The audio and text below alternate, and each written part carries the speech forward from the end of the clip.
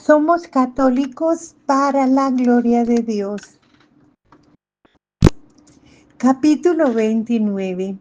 Entramos en una parte donde se nos va a dar algún conocimiento sobre lo que nos puede contaminar, lo que nos puede hacer daño para nuestra alma y nuestra salvación, lo que puede ser perjudicial y nos puede apartar de Dios.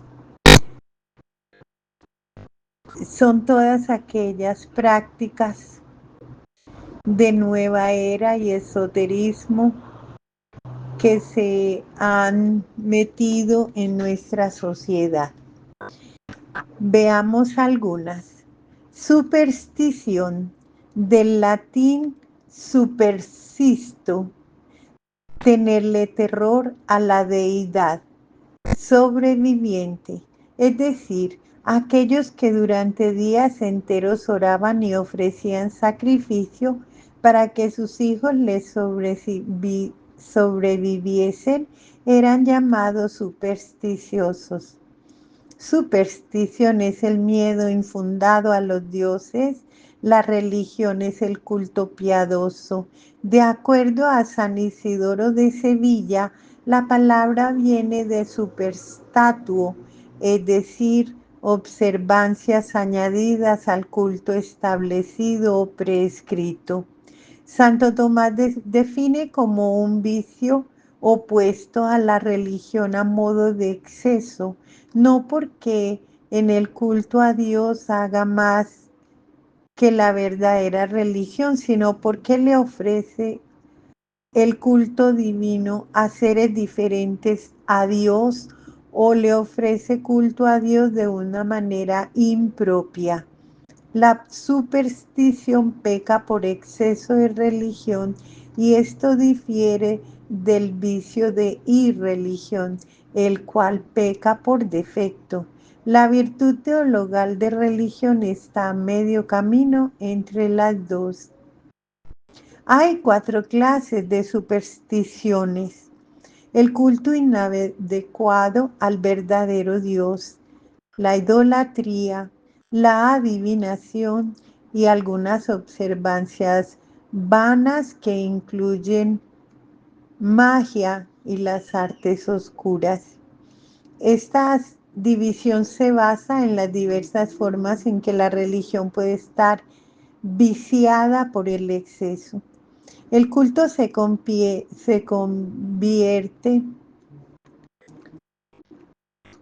en un culto inadecuado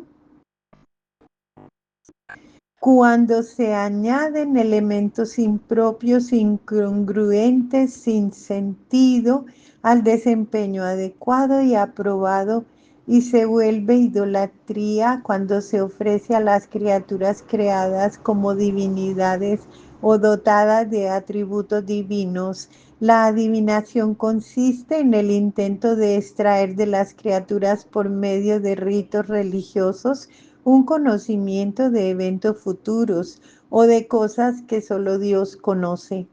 Bajo el título de observancias vanas vienen todas aquellas creencias y prácticas que al menos implícitamente atribuyen poderes sobrenaturales o preternaturales para bien o para mal a causas evidentemente incapaces de producir efectos esperados.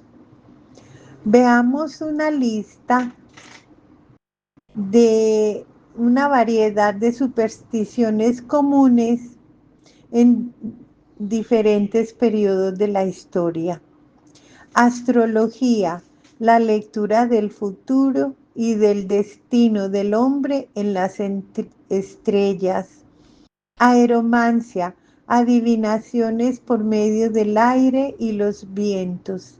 Amuletos, cosas usadas como un remedio o preservativo contra los males o daños como las enfermedades, la brujería.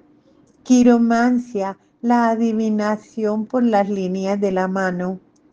Capnomancia, por el ascenso o movimiento del humo.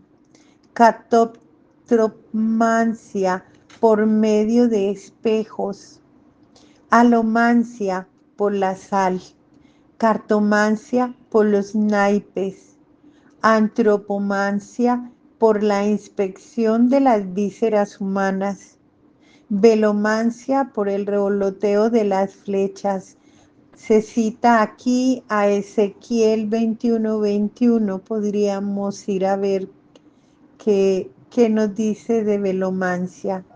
Geomancia por puntos, líneas o figuras trazadas en el suelo. Hidromancia por el agua. Idolatría, el culto a los ídolos. Sabeísmo, el culto al sol, la luna y las estrellas. Zoolatría, antopolatría y fetichismo, el culto a los animales, a los hombres y a las cosas sin sentido, el culto al diablo, el culto a las naciones abstractas, personificados, por ejemplo, la victoria, la paz, la fama, la concordia, que tenía templos y un sacerdocio para el ejercicio del culto. Necromancia o nigromancia, la evocación de los muertos tan antigua como la historia y perpetuada hoy en el espiritismo contemporáneo y en lo que se llaman prestar la garganta y la voz al diablo, al demonio, que son los medium. Oniromancia, la interpretación de los sueños.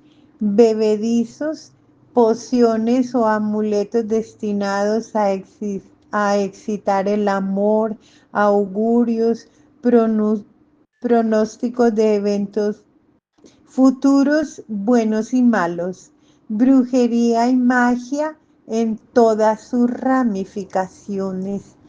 Días de buena y de mala suerte por medio de números, personas, cosas, acciones. El mal ojo, hechizos, encantamientos, ordalías. La fuente de la superstición principal es la ignorancia. La ignorancia de las causas naturales conduce a la creencia de que ciertos fenómenos sorprendentes expresan la voluntad o la ira de algún poder dominante invisible e inmediatamente se deifican los objetos en los cuales estos fenómenos aparecen, como por ejemplo en el culto a la naturaleza. Por el contrario, muchas de las prácticas supersticiosas se deben a una noción exagerada o a una falsa interpretación de los fenómenos naturales, ese culto a la madre tierra, por lo menos, por lo que se buscan efectos que están más allá de la eficiencia de las causas físicas. La curiosidad también con respecto a las cosas que están ocultas o están todavía en el futuro juega un papel considerable. Por ejemplo, los diversos tipos de adivinación, pero la principal fuente de superstición aparece señalada en la escritura.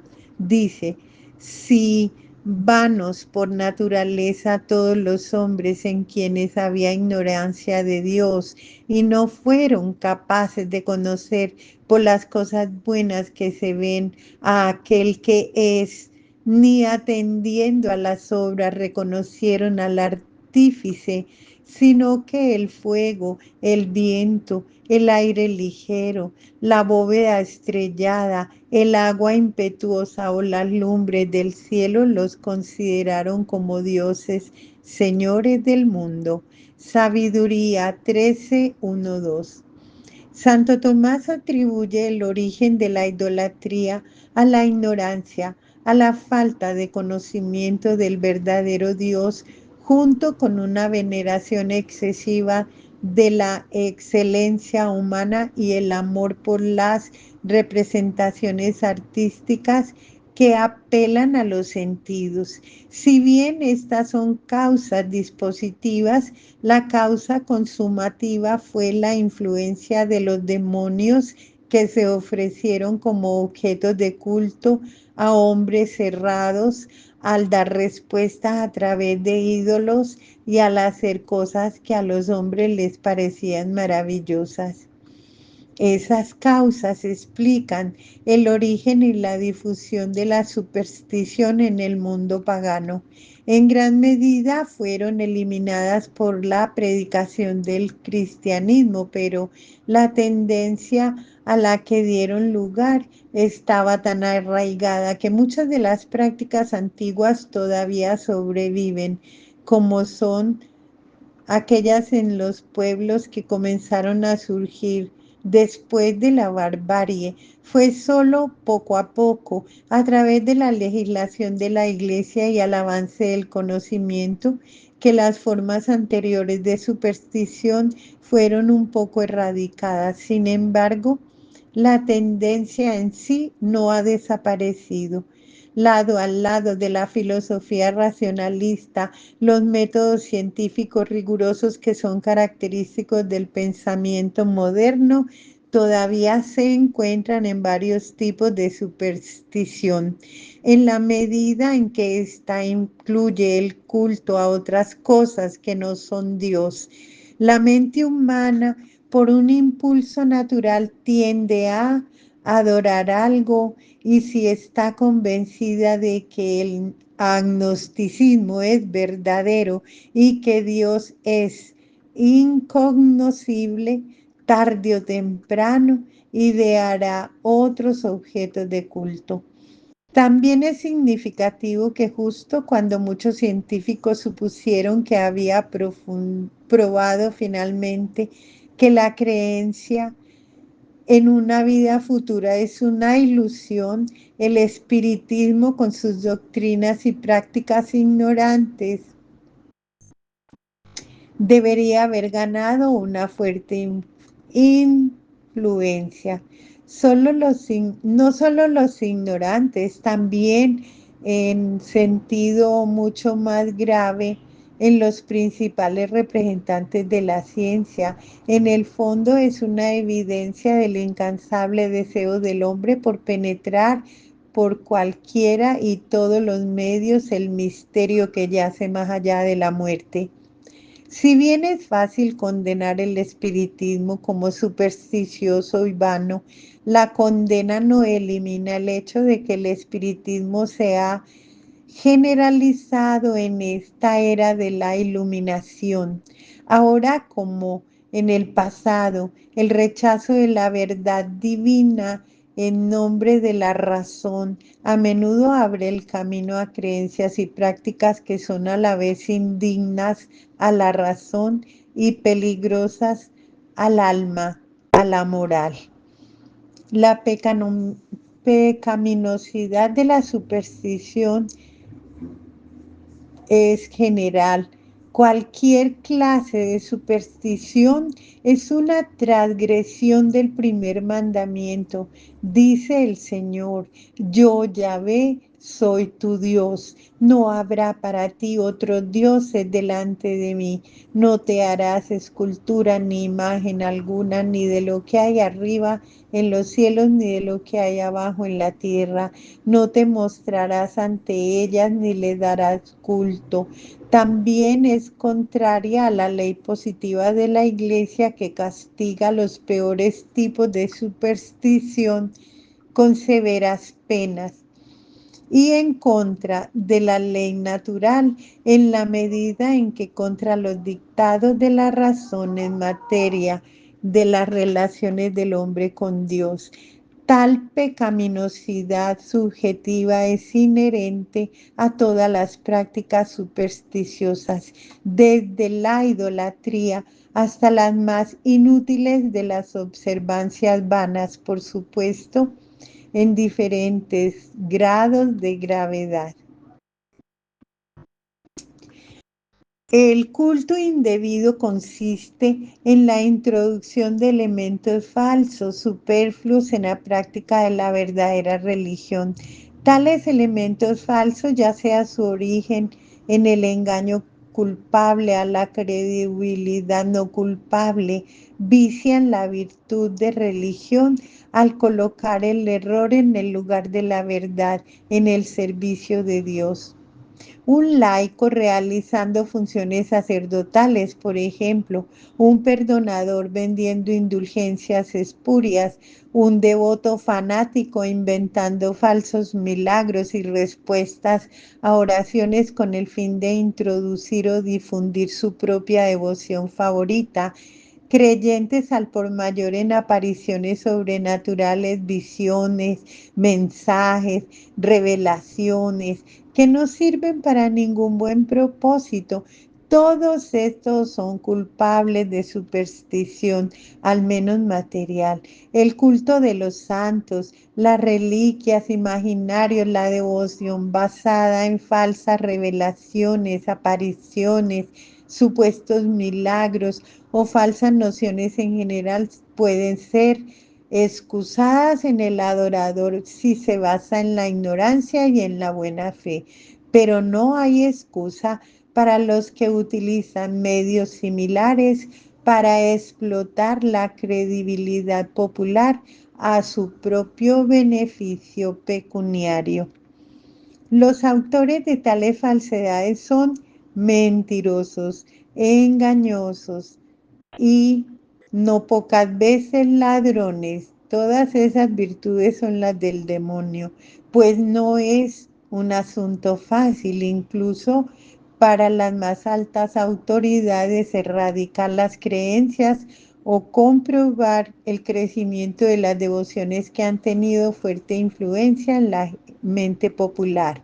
El Papa y los obispos son las autoridades competentes para actuar en estos asuntos, pues a ellos les corresponde la regulación del culto, tanto público como privado, y es el deber de todo católico aceptar su decisión.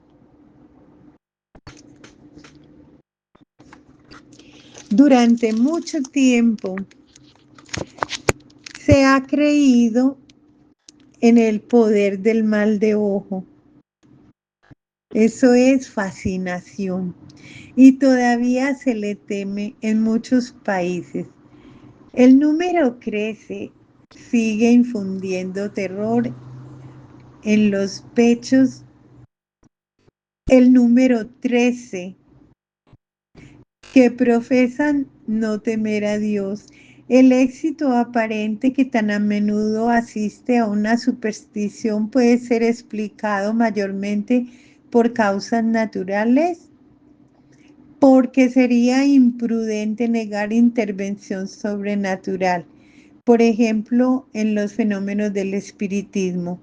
Un católico no debe tener supersticiones, no puede creer en ellas, no son coherentes con la fe. El mismo catecismo de la Iglesia Católica deja muy clara la postura creyente frente a la superstición. El contexto siempre será el primer mandamiento. Amarás a Dios sobre todas las cosas. Y nos dice este texto que transmite la fe de la Iglesia. El primer mandamiento prohíbe honrar a dioses distintos del único Señor que se ha revelado a su pueblo. Leemos esto y pensamos enseguida en el politeísmo, en la idolatría, en la adoración de otros dioses. Sin embargo, el catecismo aclara que el primer mandamiento también proscribe la superstición, que representa en cierta manera una perversión por exceso de la religión. Numeral 21:10. El catecismo dedica un número para explicar la superstición, el numeral 21:11. La superstición es la desviación del sentimiento religioso y de las prácticas que impone.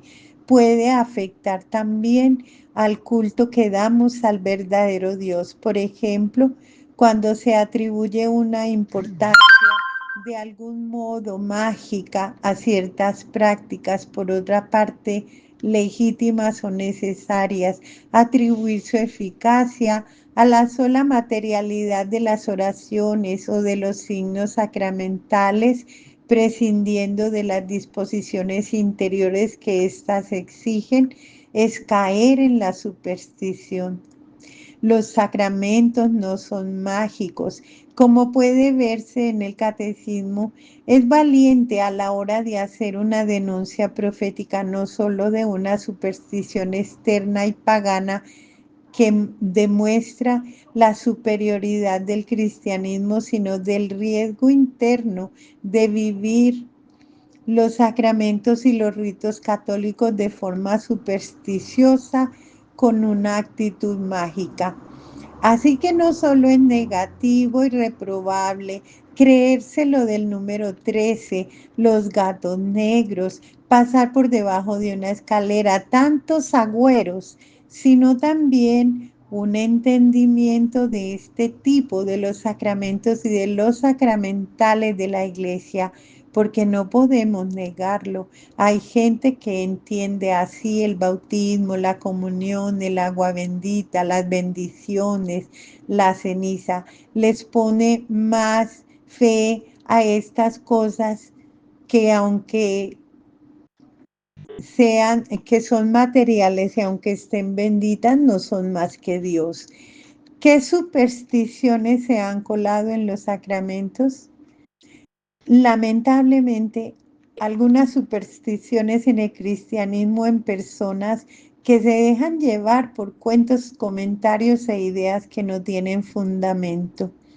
Por ejemplo, con referencia al sacramento del matrimonio hay muchos agüeros. Hay quienes dicen que si los esposos que acaban de contraer matrimonio apadrinan a un niño que se bautice en el mismo momento, tendrán buena suerte. Eso de la buena suerte y la mala suerte no existe en nuestra fe cristiana.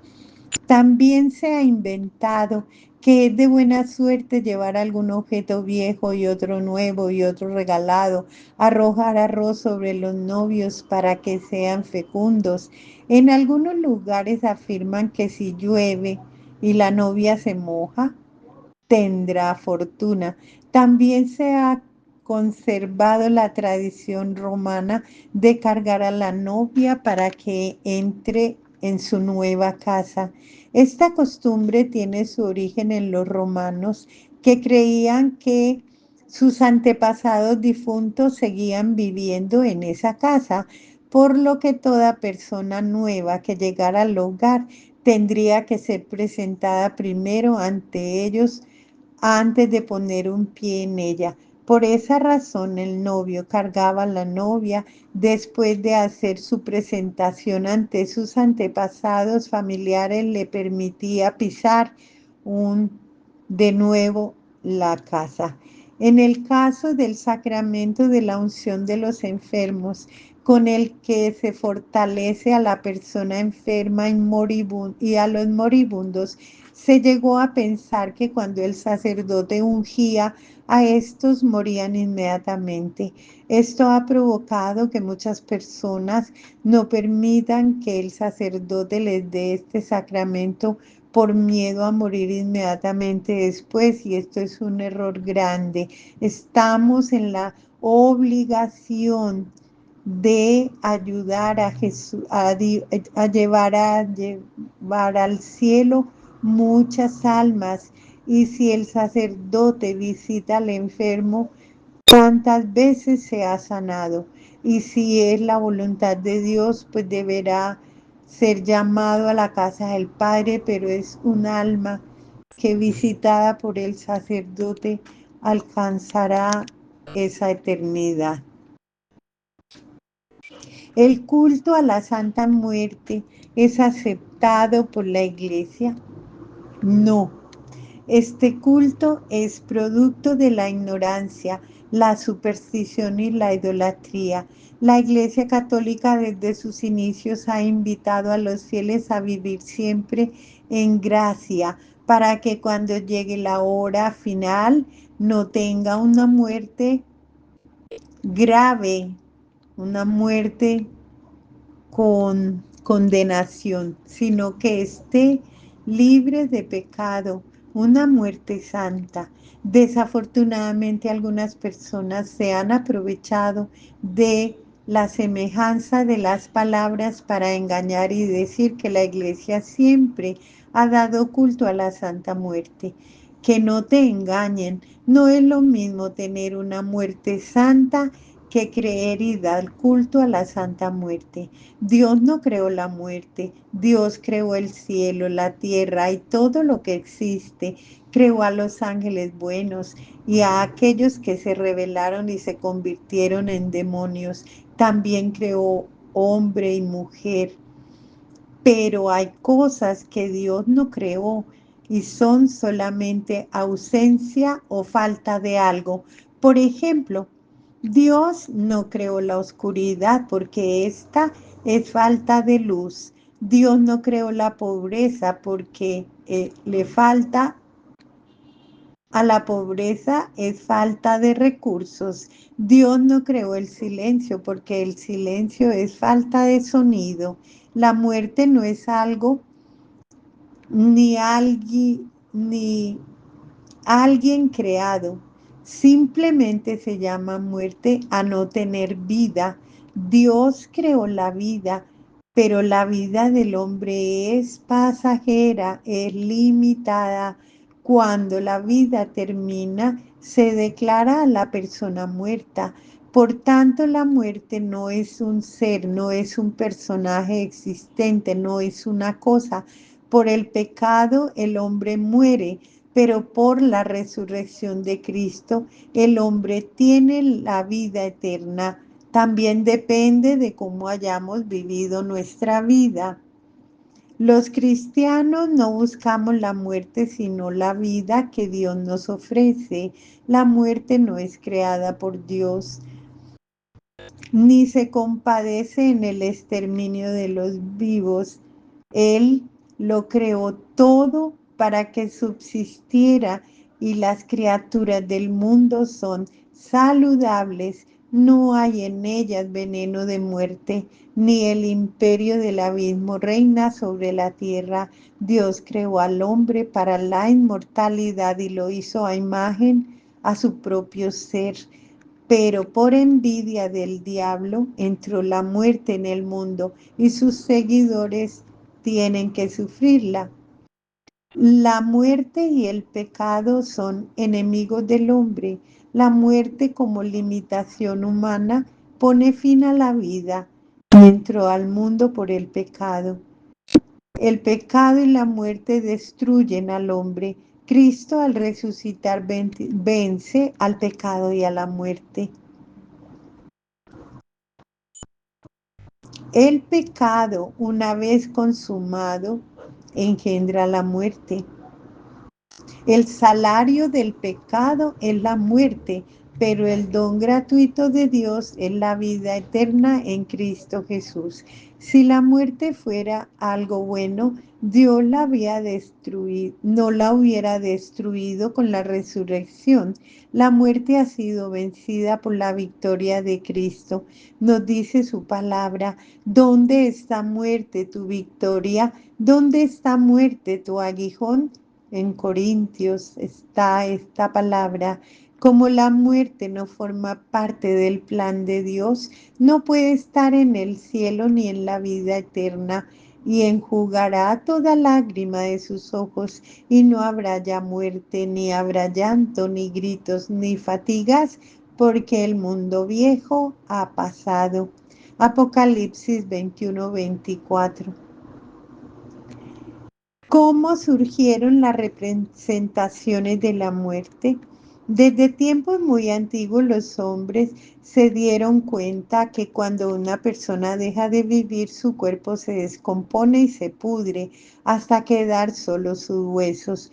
Por eso en muchas culturas representaron a la muerte como un esqueleto sin carne, ni músculos, ni nervios, ni sangre, ni ojos, etcétera, porque una osamenta sin esos elementos no puede estar vivo.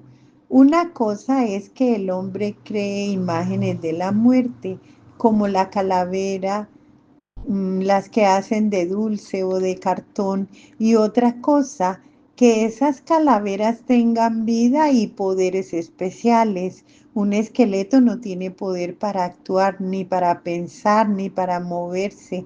De lo contrario, todos los cementerios estarían llenos de esqueletos que saldrían de sus tumbas de paseo. Estas ideas solo las vemos en películas que utilizan esos trucos para amedrentar y asustar a las personas. ¿Con qué ojos vería un esqueleto? ¿Con qué músculos se movería? ¿Con cuál cerebro pensaría? Las películas han influido en la mente de muchas personas que ingenuamente creen que la muerte es un personaje. De las representaciones de la muerte surgió posteriormente el ídolo de la Santa Muerte.